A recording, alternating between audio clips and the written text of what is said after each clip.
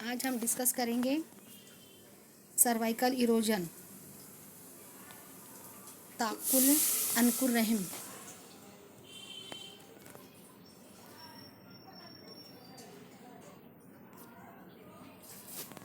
Definition: it is a condition where squamous epithelium of ectocervix is replaced by columnar epithelium which is continuous with the endocervix। पहले हम यहाँ ये समझ लेंगे, cervix में एक एंडोसर्विक्स होता है और एक एक्टोसर्विक्स। एंडोसर्विक्स जो है वो सर्वाइकल कैनाल के अंदर का पार्ट होता है जो कॉलमनर एपिथेलियम से कवर होता है, और एक्टोसर्विक्स ये एक एक्सटर्नल और उसके बाहर का हिस्सा होता है जो सर्विक्स का वो पार्ट है जो वजाइना में मौजूद होता है। एक्टोसर्विक्स की जो है वो स्क्वैमस एपिथेलियम से कवर होता है। इरोजन में स्क्वैमस एपिथेलियम की जगह कॉलमनर एपिथेलियम एंडोसर्विक्स से कंटिन्यू हो जाते हैं और ये कहलाता है सर्वाइकल इरोजन। इटियोलॉजी: ये दो टाइप का होता है, एक तो congenital, second acquired. Congenital: at birth columnar epithelium of endocervix extend beyond the external os। Endocervix का जो कॉलमनर एपिथेलियम है वो एक्सटेंड होके एक्सटर्नल ऑस से आगे बढ़ जाता है और एक्टोसर्विक्स में आ जाता है। This condition persist only for few days until the level of estrogen derived from mother falls। यह कंडीशन कुछ दिन के लिए होती है जब तक के एस्ट्रोजन का लेवल कम नहीं हो जाता जो कि फीटस में मदर से मिलता है। इसलिए कंजेनाइटल एक्टोपी या कंजेनाइटल इरोजन हील्स स्पॉन्टेनियसली, खुद ब खुद ये हील हो जाता है। Acquired: the squamocolumnar junction is not static, it moves inward और outward on depending on estrogen. Endocervix का कॉलमनर एपिथेलियम और एक्टोसर्विक्स का स्क्वैमस एपिथेलियम ये जिस पॉइंट में मिलते हैं उसे स्क्वैमो कॉलमनर जंक्शन कहते हैं। ये स्टैटिक नहीं होता, ये मूव करता है इनवर्ड या आउटवर्ड एस्ट्रोजन के लेवल के मुनासबत से। When estrogen level is high it moves outward, so columnar epithelium extend to vaginal portion of the cervix replacing the squamous epithelium। जब इसका लेवल बड़ा हुआ रहता है तो जंक्शन मूव करता है और वो एक्सटेंड हो जाता है up to the vaginal portion of the cervix, that is ectocervix। ये कंडीशन ड्यूरिंग प्रेगनेंसी और उस पेशेंट में पाई जाती है जो पिल्स यूज़ करते हैं, कॉन्ट्रासेप्टिव पिल्स।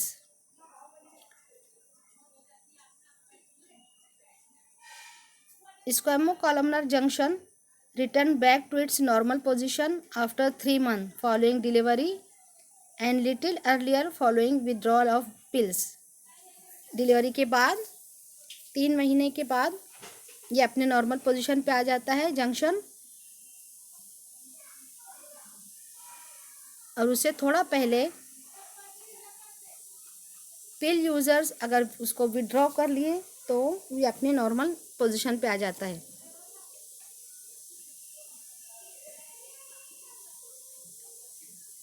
इटियोलॉजी में नंबर 1 है इन्फेक्शन।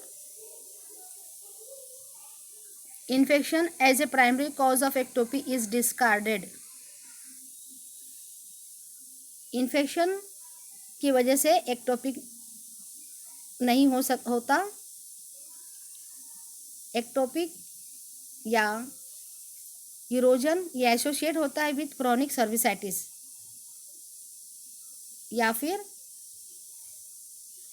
एक इरोजन की मौजूदगी में इन्फेक्शन सुपरवीन हो सकता है या इन्फेक्शन हो सकता है, क्योंकि कॉलोनम एपिथेलियम जो नॉर्मली एक्टोसर्विक्स पे मौजूद नहीं होते, इरोजन में कॉलमनर एपिथेलियम एक्टोसर्विक्स में आ जाते हैं और ये कॉलमनर एपिथेलियम प्रोन होते हैं इन्फेक्शन के और ट्रॉमा के। आसानी से इनमें इन्फेक्शन और ट्रॉमा हो सकता है, इसलिए सर्वाइकल इरोजन के साथ इन्फेक्शन मौजूद होता है। Pathogenesis in active phase of ectopy, the squamo-columnar junction moves outward from the os. Junction move करता है outward. The columnar epithelium of endocervix maintain its continuity while covering the ectocervix, replacing the squamous epithelium. Endocervix का जो columnar epithelium है वो अपनी continuity maintain रखता है और एक्टोसर्विक्स को कवर करता है, और वहाँ की जो स्क्वेमस एपिथेलियम है उसको रिप्लेस करता है या उसकी जगह पर आ जाता है। ये रिप्लेस्ड एपिथेलियम अरेंज होते हैं सिंगल लेयर में, तो उसे कहते हैं फ्लैट टाइप सर्वाइकल इरोजन। और कभी कभी ये इसमें हाइपर प्लास्टिक चेंजेस आ जाते हैं और ये फोल्ड हो जाते हैं inward to accommodate increase area. इस टाइप को कहते हैं follicular ectopy.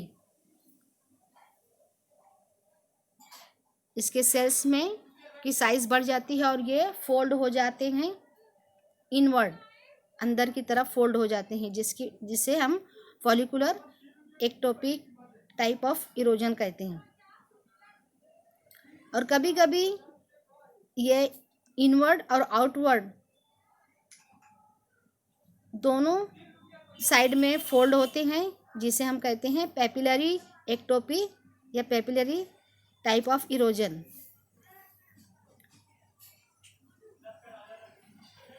During process of healing, the squamo-columnar junction gradually moves toward the external os. जब हीलिंग होने लगती है तो जंक्शन जो है वो मूव होके एक्सटर्नल ऑस की तरफ चला जाता है।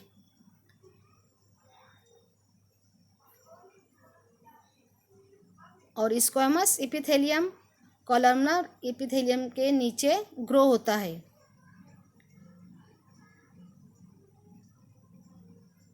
It moves until it reaches at or near to its original position at the external os. अपनी नॉर्मल पोजीशन तक पहुंचने तक ये मूव करते रहता है।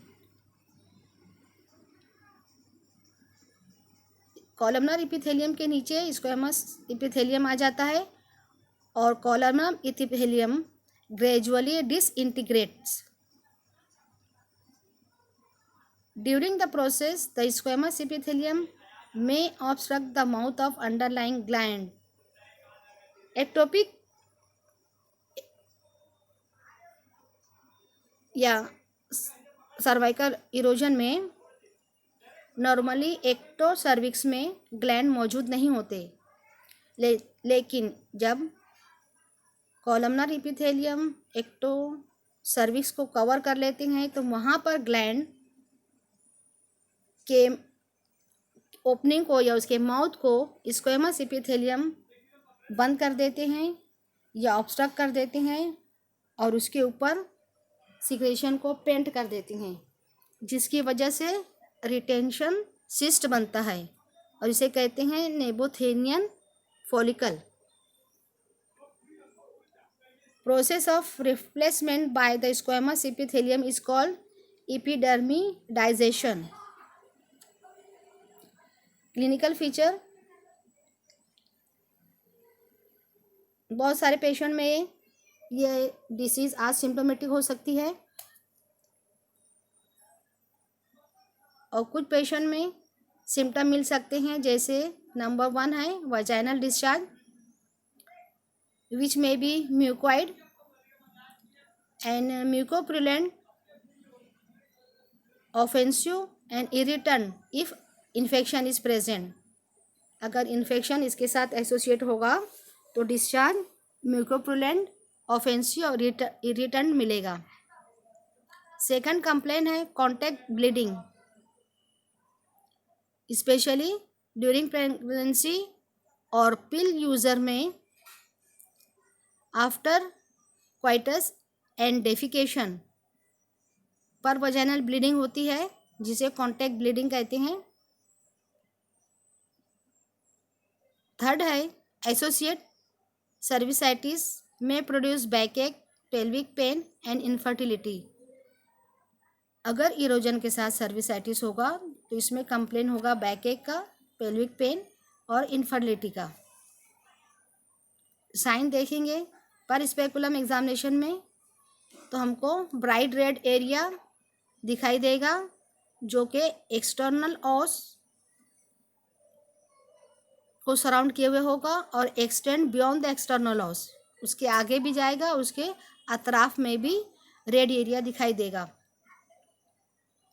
और ये लीजन टेंडर नहीं होता और ना ही टच करने पर ब्लीड होता है, लेकिन गॉस पीस से रब करने पर मल्टीपल ऊजिंग स्पॉट दिखाई देते हैं। मैनेजमेंट नंबर 1 है सर्वाइकल स्मेयर। ये एक टेस्ट होता है जिसमें सर्वाइकल कैनल को स्क्रब करके उसके सेल्स को साइटोलॉजिकल एग्जामिनेशन के लिए दिया जाता है to see the cells are normal और मैलिग्नेंट। सेकंड है इसमें कोल्पोस्कोपी। ये एक तरीके का एग्जामिनेशन है जिसमें सर्वाइकल सेल्स लार्ज साइज के और प्रोमिनेंट दिखाई देते हैं, जिसके लिए कोल्पोस्कोप यूज़ किया जाता है थ्रू वजाइना।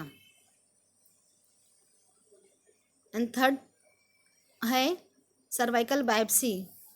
सर्विक्स का थोड़ा सा पार्ट कट करके उसको हिस्टोपैथोलॉजी के लिए भेजा जाता है, again to see the type of cell.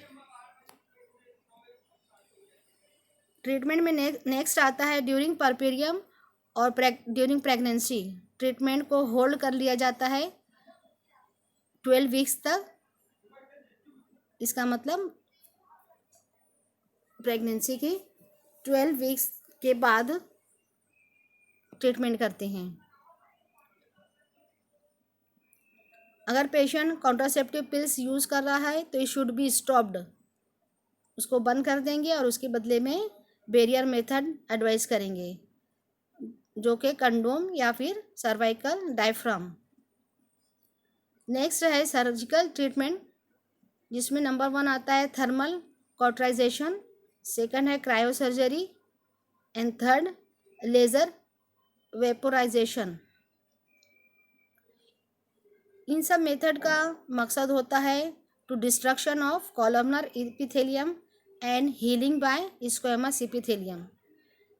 Abnormal cells जो स्क्वेमस सेल की जगह आ गए हैं उनको डिस्ट्रॉय करना, और वो जब डिस्ट्रॉय होते हैं तो वहाँ की हीलिंग होती है स्क्वेमस सेल के ज़रिए, जो नॉर्मल वहाँ का सेल्स है या टिश्यू है।